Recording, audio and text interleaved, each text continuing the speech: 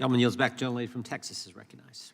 Thank you, Mr. Chairman. I first want to also express my profound condolences to each and every one of you who've suffered loss. I have 2 kids. I'm a mom. I would do anything for my kids, and I cannot imagine the grief of losing a loved one in such a tragic way. So I want you to know how much I respect the courage that it took for you to be here today, to share your grief and your pain. I represent El Paso, Texas, an incredible community right on the US-Mexico border. I'm the only member of this committee who actually lives on the border, raised her kids on the border. I'm a 3rd-generation border resident. And there is no one who wants to modernize our outdated laws more than those of us who live on the border.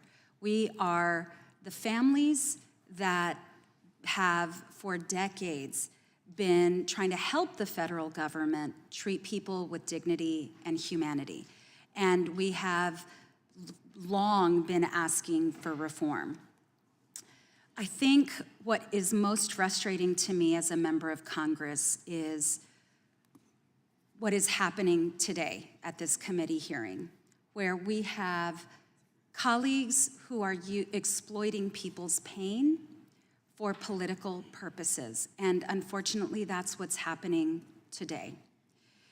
The finger pointing at the administration by members of Congress is frustrating to me as a member of Congress because we are the ones who write the laws.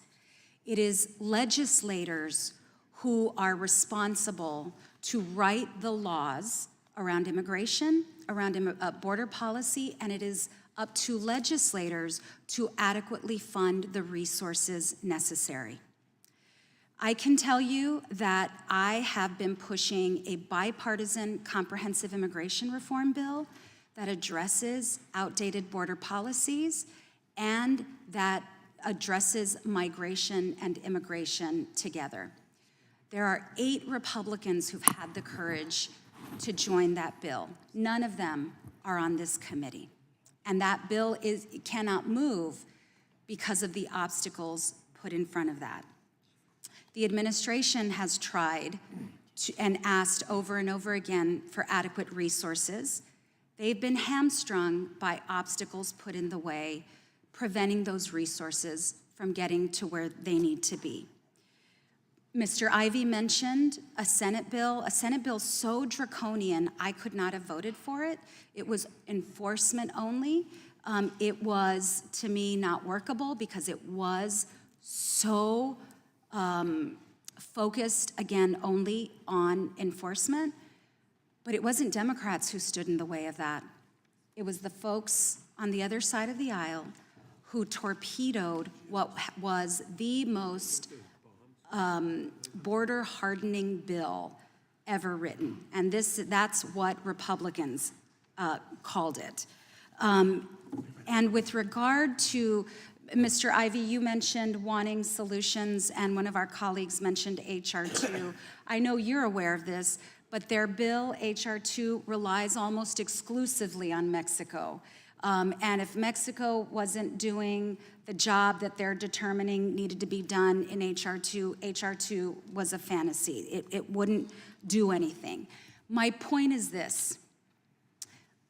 When there were mass shootings, including, as Ms. Lopez mentioned, a mass shooting in El Paso, Texas, by a white supremacist, 23 people shot and murdered in cold blood with an assault-style weapon, traumatizing an entire community. We held hearings that were linked to solutions. We wanted to solve the issue. We wanted to bring resolution. We wanted to find a path forward so that people wouldn't live with the kind of pain that communities like ours that have lived through mass shootings had to live through. There really, truly, there is very little interest on the other side of working in a bipartisan way to find meaningful solutions.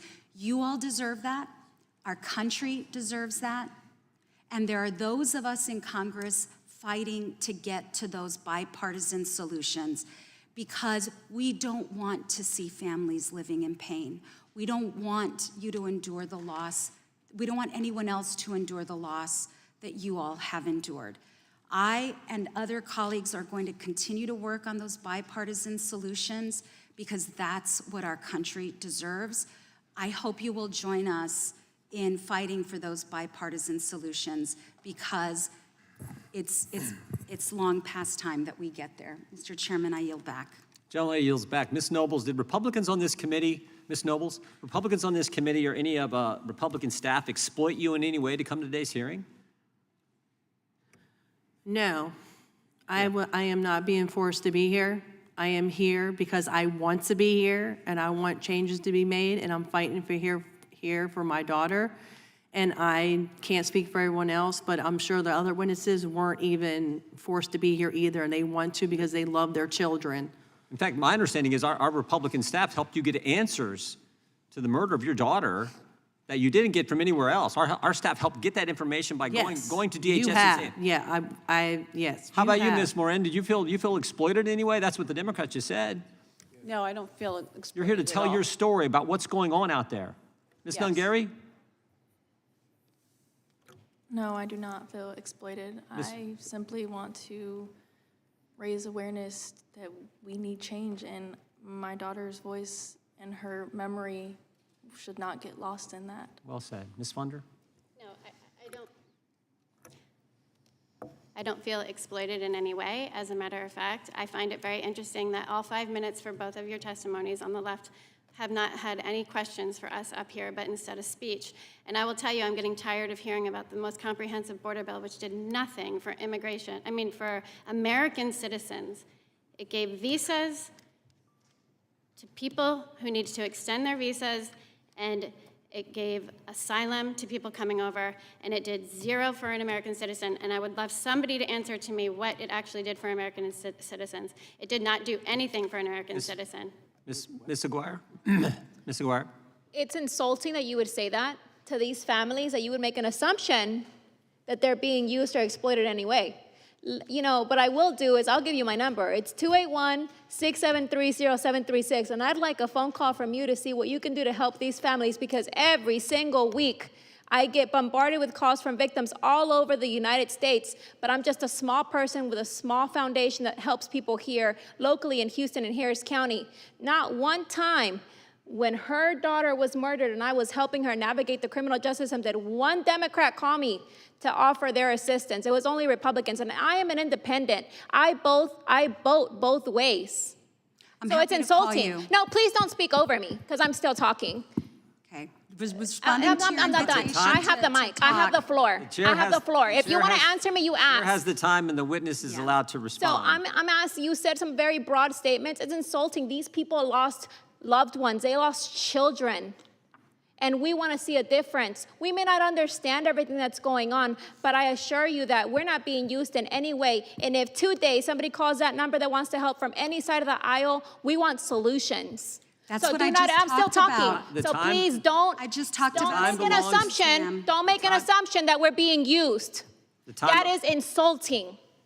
The time belongs to the chair. The chair exploitive. now yields. Insulting. The chair yields the remainder of his time to the gentleman from Texas.